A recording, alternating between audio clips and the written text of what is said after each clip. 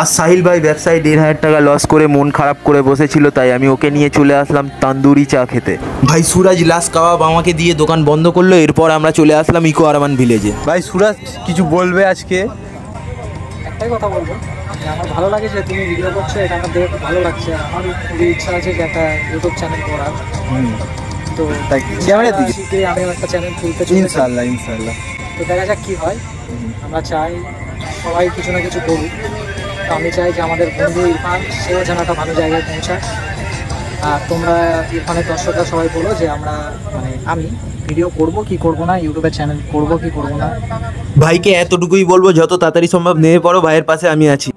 লাউহাটি থেকে কিছু বন্ধু আমার সঙ্গে দেখা করতে এসে, তাই তাড়াহুড়ো করে বেরিয়ে গেছিলাম। আর এখানে এসে এদের সঙ্গে কিছু গল্প গুজব করে ভাইরাও ভাইয়ের বাড়ির উদ্দেশ্যে রওনা দিল, আর আমিও আমার বাড়ির উদ্দেশ্যে রওনা দিলাম। আর হ্যাঁ, সাহিল ভাই ব্যবসায় কিভাবে 1,500 টাকা লস খেলো সেটা বলবো নেক্সট ব্লগে। আজকের জন্য এইটুকুই।